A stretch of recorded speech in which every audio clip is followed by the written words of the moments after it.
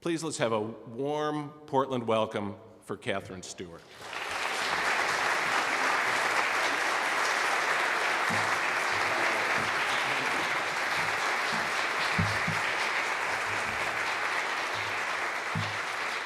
Thank you so much. Thank you for that incredible introduction. It's so great to be here.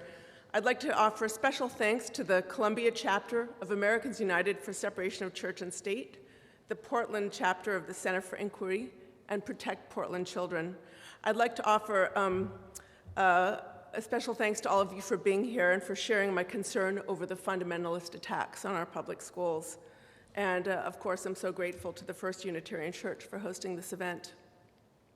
So I'm excited to be in Oregon, where same-sex marriage was recognized last year, and marijuana is to be legalized within weeks. And that makes biblical sense because, as it says in Leviticus 20:13, a man who lies with another man should be stoned. We've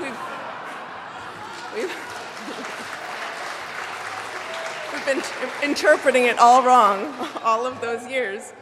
So I'm here to talk today about a range of initiatives by these right-wing fundamentalists to insert their programs in public schools and to simultaneously undermine public education through defunding and other means. The attacks are taking place nationwide, and the state of Oregon is no exception. Conservatives tell us that it's all been downhill ever since prayer was banned from the public schools. But nobody in America has ever banned school prayer. They've only banned school-sponsored prayer and other forms of school-sponsored religion, which is precisely what the Constitution requires us to do. Adults are not supposed to use or exploit the public schools in order to impose their religion on other people's children. Proselytizing and religious coercion have no place in Oregon public schools, or indeed any public schools.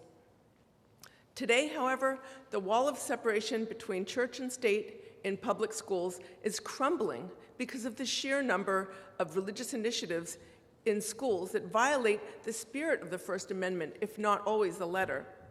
I hear from a lot of Oregonians about an organization called Prep for Kids, whose tagline is Bible classes for public school kids. The way it works is they use release time for religious education classes, which means they'll take children out of school during the actual school day in order to evangelize them, which takes place technically off property.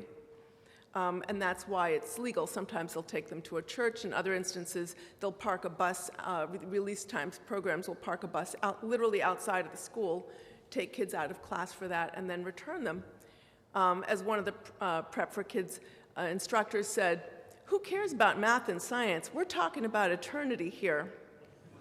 But teachers and school administrators in these areas where Prep for Kids is active complain that the group is enormously disruptive of the school day. And because when children are released from their regular classes, teachers are required to then make up that class. They have to take on all this extra work. And a lot of the Prep for Kids were also instructed to get permission slips from their peers. So they would say to the children who are attending the Prep for Kids classes, "Who do you want to join you next week at Bible class? Now let's all pray for Timmy. Let's pray that he'll sign the permission slip." So basically it's kind of using it's sort of technically not having Bible class in public schools, but violating the spirit of church and school separation. A much broader area of concern to Oregon taxpayers, of course, are efforts by right-wing politicians to promote policies that cut funding for public education altogether, such as voucher schemes that siphon taxpayer money away from the public schools and funnel it to private religious schools. An issue that's captured the news here in Oregon involves the controversy that erupted last summer that Robert was speaking about, when a religious group called the Child Evangelism Fellowship targeted this city's public schools, public elementary schools, for the expansion of what they call good news clubs. So what exactly is a good news club, and what's the controversy about? Those are the questions that brought me on my journey, and that's why I'm here to speak to you today. It all began when a Good News Club came to my kids' public elementary school, and we were living in a small community in Santa Barbara, California. We had a 6-year-old daughter in public school and a baby boy. And when you think about Santa Barbara, you really don't picture religious conflicts. To us, a heated discussion meant chatting with your neighbor in a hot tub. But then I heard that a Good News Club, from another mom, I heard that a Good News Club was coming to our kids' public school. My first reaction was, great, what could possibly be bad about a group with such a very nice name? And then it turned out that they were promising to teach Bible study from a non-denominational standpoint. I suppose I was a bit naive. I thought non-denominational meant non-sectarian. And look, I'm a big free speech reporter, and I also think that the Bible and other religious texts can be taught in public schools from a non-sectarian standpoint as part of religious literacy programs or from a historical or literary perspective. But then I started to hear stories from other parents in Santa Barbara whose kids attended schools where these Good News Clubs had been established. And I started to hear about how the children attending Good News Clubs were targeting their peers for what I could only describe as faith-based bullying and bigotry. A little girl named Zoe, whose parents we knew, got into an argument on the playground with her classmate, Ashley, who had just started attending a Good News Club. Ashley had figured out who the non-Christian child, who was the only member of religious minority in her class was, and she started targeting her and said, "You're going to go to hell because you don't believe in Jesus." Now, Zoe turned around and said, "That's not true," and things got a little heated, and the teacher overheard the discussion and decided to use this as a teachable moment and explain that different groups and religions believe in different things. So Zoe was fine with this explanation, and she thought it, was going to end there. But Ashley, the little girl attending the Good News Club, was really upset, and she started to cry, and she said, "How can that be true? I know it must be true because they don't teach things in school that aren't true. How can they lie to us in school?" Now, this story is kind of a wake-up call for me, and it gets to the heart of the trouble with the Good News Club.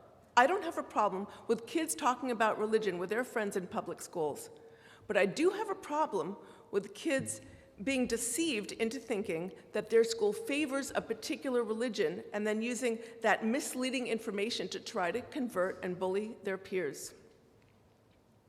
That misperception on the part of these children is no accident.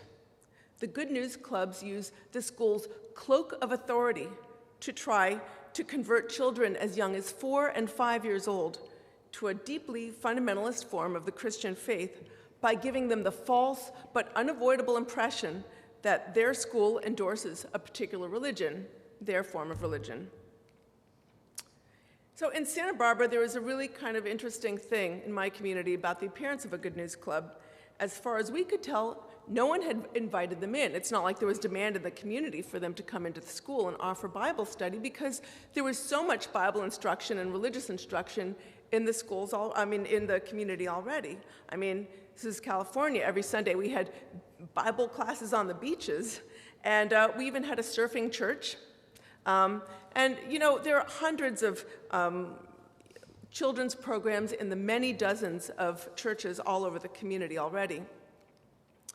I recognize at that point that there is a spectrum of evangelical opinion in this issue. Not all evangelicals agree with the idea of Good News Clubs in public schools, and many of the evangelicals in our community didn't want the Good News Club to come into our school. So they met with the Good News Club leaders and asked them if they would consider hosting their classes next door to the school where there's a church. They said, "We'd like to offer you free and better space in the church that was literally next door to the school, the Montecito Covenant Church." And the Good News Club leaders declined. They insisted that they wanted to be in the public school. They were desperate to be there. So why did they need to put their religion in our public school? And who were the people behind the Good News Clubs? And what did they really believe?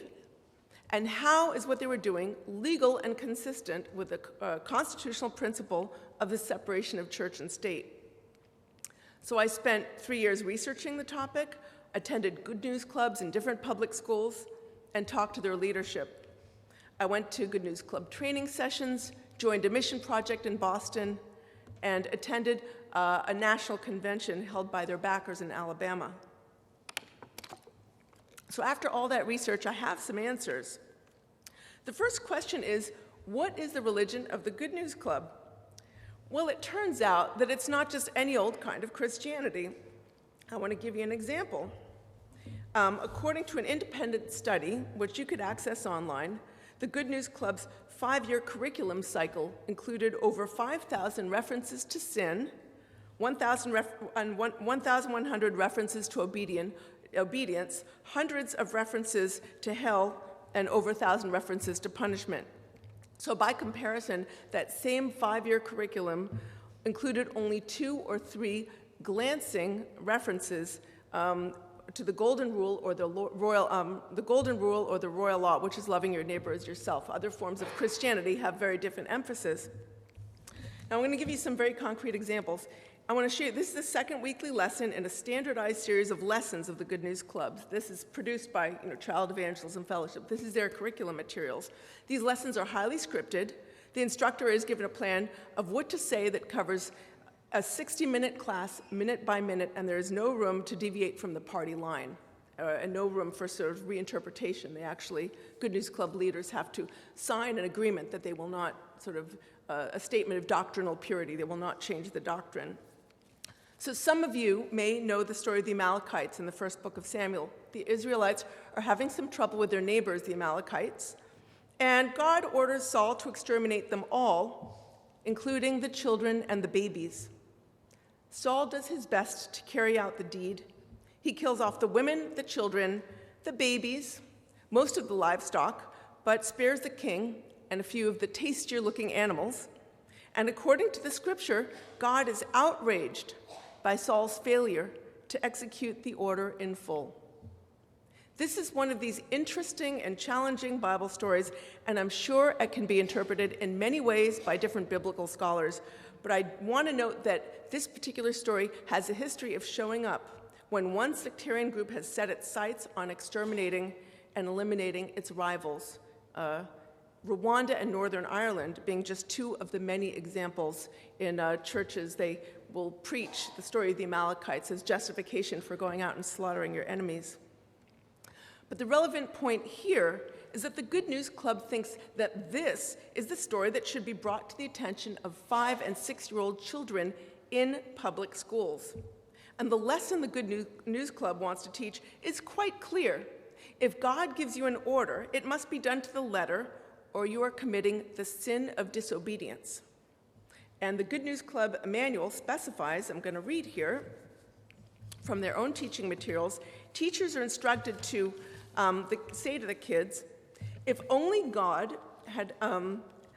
Saul had asked God for strength to obey completely, and there are 3 separate areas in this lesson plan where it says, teaching statement, have the children shout, God will help you obey. In 3 separate places, here it is again, teaching statement, have the children shout, God will help you obey. So children are told to shout that God will help them obey as they're learning this lesson about how how Saul sinned by disobeying God when he ordered him to exterminate them all.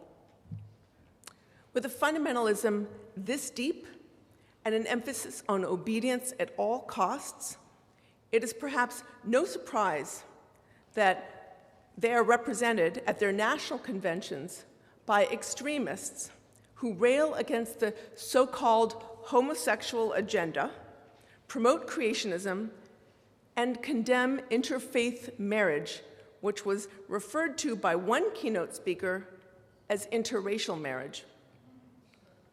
As I learned more about the culture of the Good News Club and the Child Evangelism Fellowship, something kept nagging me. These groups meet a lot of resistance in school communities like ours, and they create division among formerly friendly neighbors.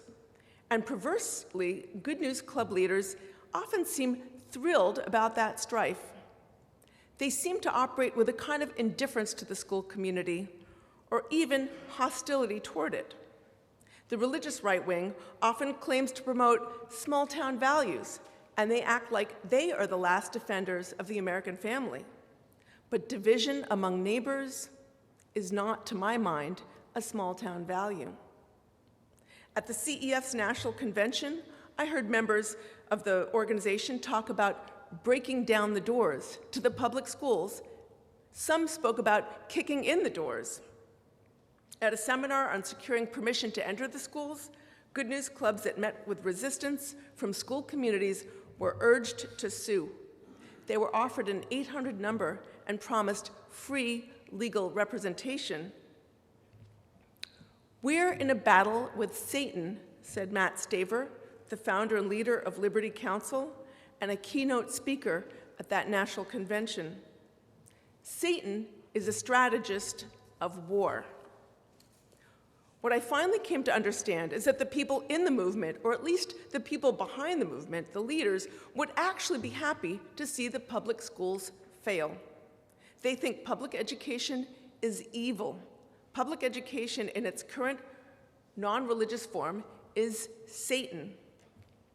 When Staver, that keynote speaker at the Child Evangelism Fellowship Convention, when he describes public schools, he says, tanks are there on the playgrounds. Bullets are being hurled over kids' heads. The mushroom clouds are billowing. It's hard for me to square Staver's visions with my experience of the places that my kids learn to read and memorize their times tables. But for such extremists, if you have to destroy the school community as you muscle in your religious club, well, that seems to be a pretty good deal. Their philosophy seems to be, if you can't own it, break it. Now, here's another troubling feature of the Good News Club, and my second point. The leaders of the Good News Club and the Child Evangelism Fellowship rely on deceit, convincing 5- and 6-year-old kids that their religion is actually part of the school and is approved by the school isn't just a sort of unintended consequence of their unintended and unfortunate byproduct of their activity. It is part of a conscious program. They know very well that 5-year-old children cannot make a distinction between what they learn from their teachers during the school day and what they learn from their teachers at that same school after hours, right after the bell rings. Anyone who has children or works with them knows very well that little kids are not capable of making these fine distinctions. Being in the school gives their fundamentalism the stamp of legitimacy, especially in children's eyes. Another level of deceit has to do with how they misrepresent their beliefs. They systematically make an effort to present themselves as broadly Christian with these non-threatening labels like non-denominational and interdenominational. These labels are nothing more than effective marketing tools. In fact, most of the activists that I met who work with the Good News Clubs believe that most Americans who call themselves Christians really aren't, including U.S. Episcopalians, United Methodists, Catholics, which I heard described as a whole other religion, Congregationalists, which I heard described as a New Age religion, and you can all forget about the Unitarians. And of course, they categorically deny the legitimacy of all other faiths. It's not just that they misrepresent their beliefs to the general public. The surprising thing is that they make an effort to misrepresent their beliefs to the parents who sign up their own children for the club. I attended a workshop in which one of the leaders of the Child Evangelism Fellowship's Spanish ministries, a woman named Claudia Calderon, explained to a room full of Good News Club teachers how they should phrase their introduction and lesson plans so as not to alert Catholic parents that the real aim of the club is to convert their children away from papist idolatry and to the only true religion, their religion, and thus save those Catholic children from an eternity in hell. One thing that Claudia Calderon said in her seminar, which I tape recorded, was one thing to remember whenever you're talking to them is to don't discredit the Catholic Church, at least not at the beginning. One public school parent sent me a flyer advertising a Good News Club that his 7-year-old daughter brought home from her public elementary school. The flyer said that the Good News Club was going to offer fun games and tasty snacks, prizes, and Bible stories. This father felt the flyer encouraged the impression that the Good News Club represented that mainstream denomination. And yet many other parents contacted me because they said that they sent their children to Good News Clubs, and the children came back home and said, "Mommy, we're going to go to hell because we don't go to the right kind of church." The Good News Club's educational materials, of course, tell this very different story. I want to show you another lesson plan. This is from Moses the Lawgiver, another one of the textbooks the Child Evangelism Fellowship produces. And this one teaches the story of Moses and the golden calf. The lesson includes the word sin 40 times in a single lesson, over a dozen references to obedience, and tells children, "You deserve punishment for your sins." And here it says, "Because of your sin, you deserve to be separated from God forever in a place of punishment. Even the good things you do aren't good enough. The Bible says those things are like filthy, dirty rags. Filthy, dirty rags need to be either thrown away or washed." A third thing I learned about the Child Evangelism Fellowship and about child evangelism in public schools in general is that the movement is intensely focused on the most vulnerable among us, our children. In the course of my research, I started to attend conferences of evangelical missionaries and festivals. Like every business has its festivals. If you're doing spa products, for instance, you'll go to a spa products festival, and there are people hiking products, hiking equipment conferences where people share their new products and, get together and talk shop. And there are people at every business who are sort of on the high level and think about where the direction of the business is going. And the world of evangelical mission is no different. There are these very high-level mission strategists who present at these conferences. Now, I want to tell you another quote from CEF keynote speaker Matt Staver. He said, "Anyone who studies warfare knows you focus on the most strategic part of the human chain link if you're trying to direct the largest cruise ship in the world. You focus on the one tiny thing in the cabin there that will ultimately change the rudder to change the entire cruise ship's direction. You focus on the youth. It is the most," he said, "if you want to change the face of the planet, you want to focus on those children ages 5 through 12. It is the most strategic age group that we have." So another one of the big picture thinkers in the world of evangelical mission strategy is named Louis Bush. He noted that 85% of all conversions to Christianity occur between the ages of 4 and 14, and he published a book about it, which has become a seminal text in the world of evangelical mission strategy. Here's a quote from the introduction to the book.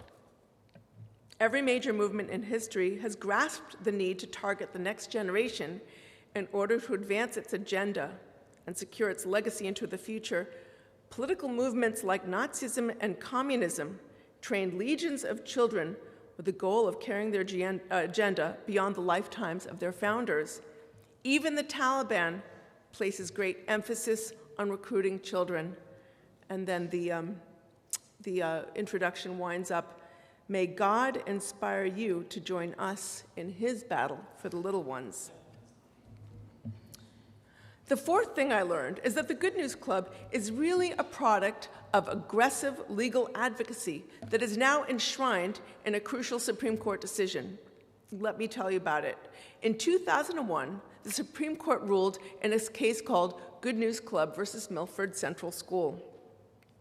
The court held that religion is nothing more than speech from a certain point of view, and therefore these religious activities are protected by the Free Speech Clause of the First Amendment.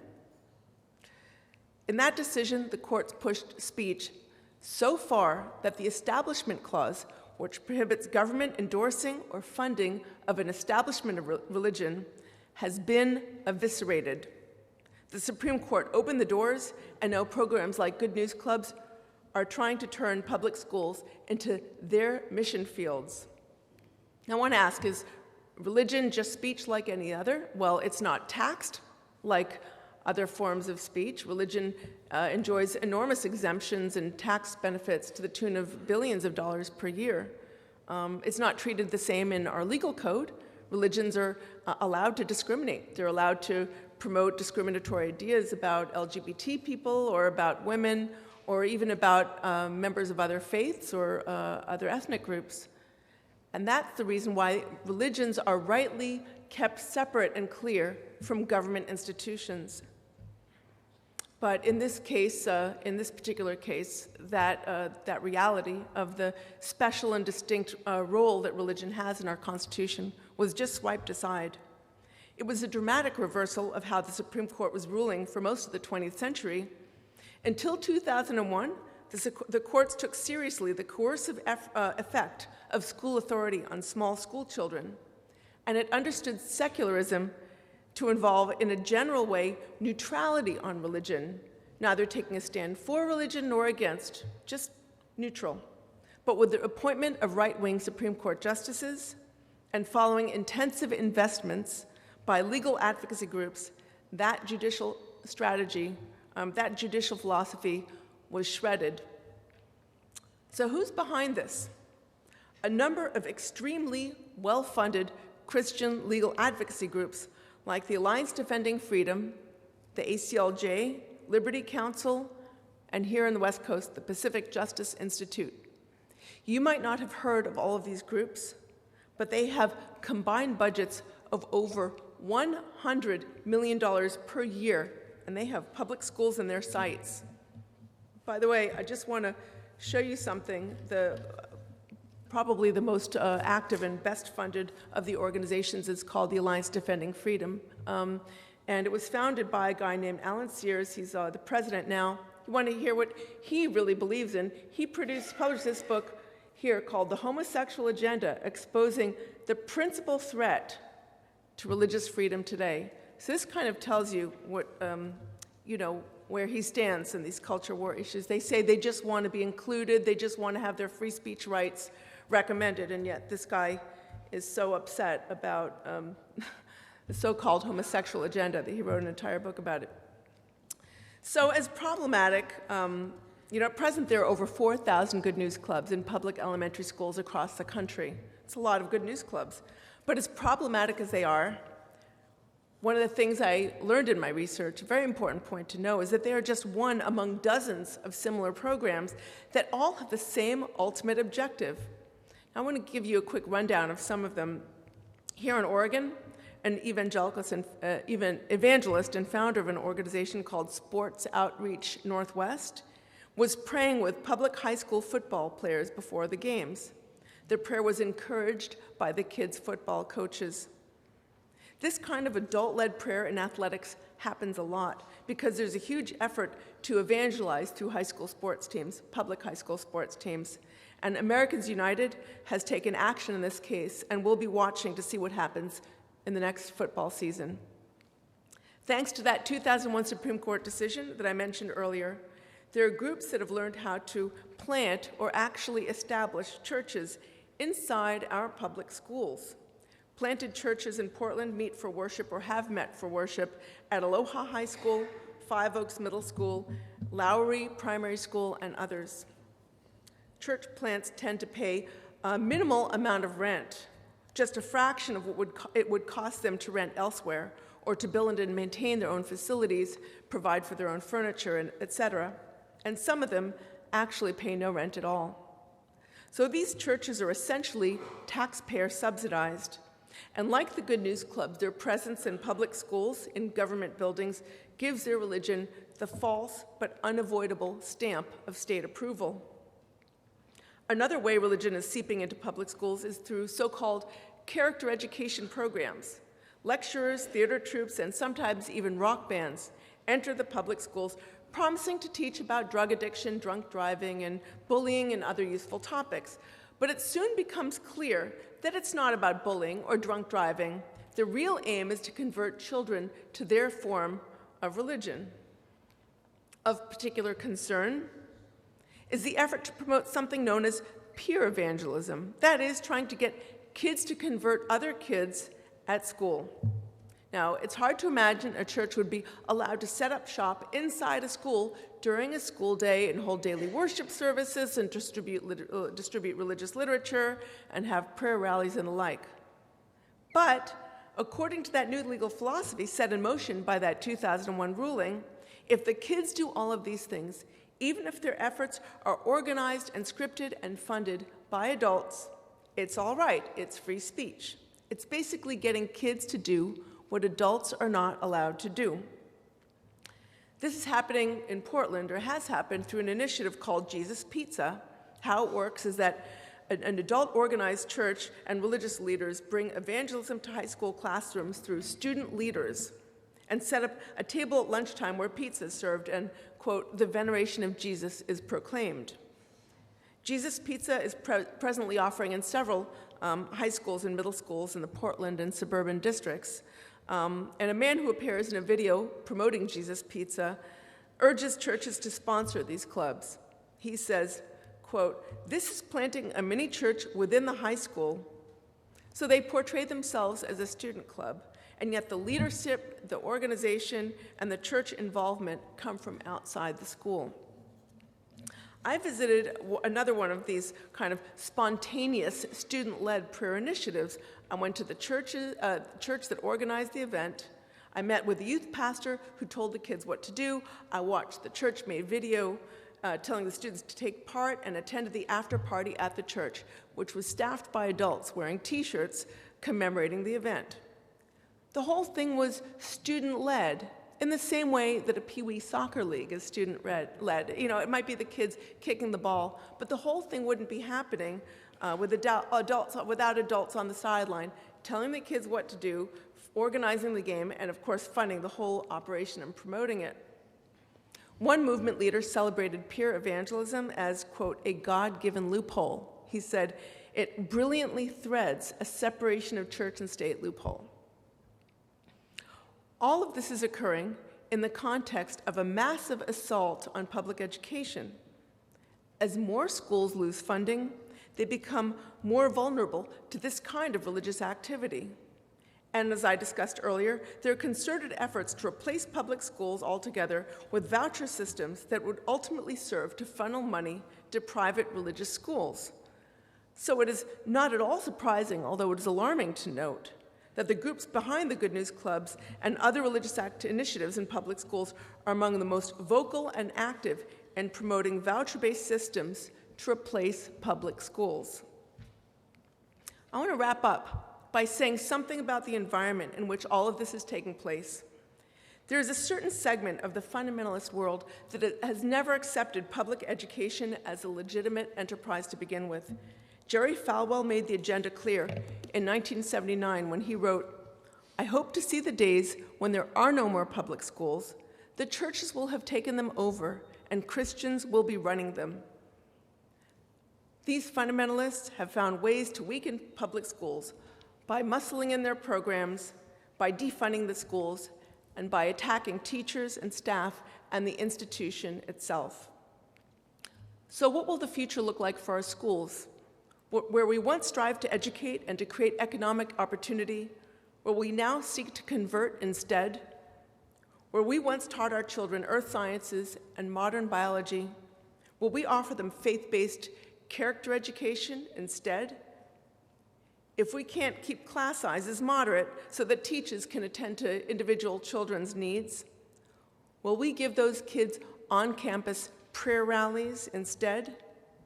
In place of teaching kids how to get along with others, including children of different backgrounds, will we give them after-school religious clubs that teach them that unless they conform, they will go to hell?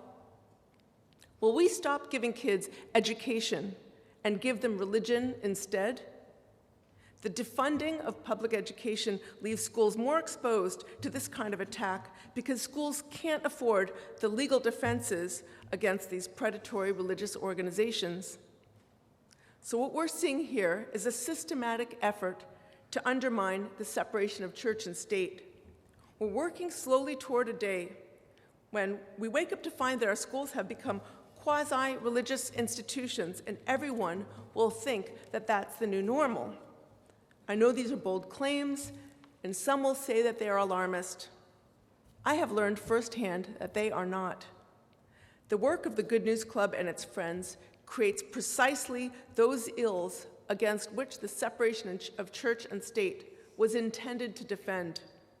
The separation of church and state is a way to bring peace to societies that are inherently pluralistic, but the Good News Clubs and its friends sow division.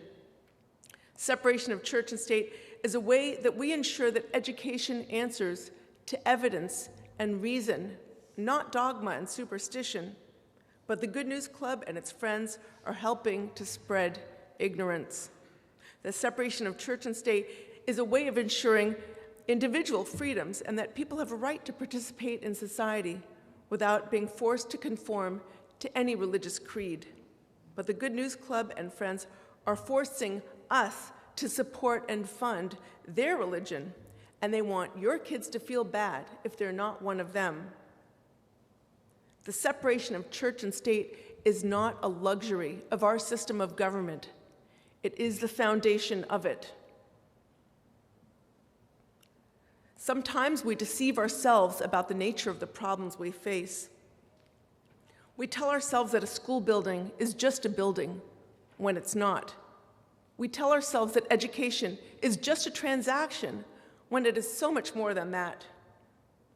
We've become so accustomed to the idea that collective action is never more than an attack on individual rights that we overlook the fact that there is a movement in our midst that rejects the values of inclusion and diversity upon which our nation was founded. This movement is determined to destroy one of the most successful efforts in our history and the silent pillar of our democracy, our public schools.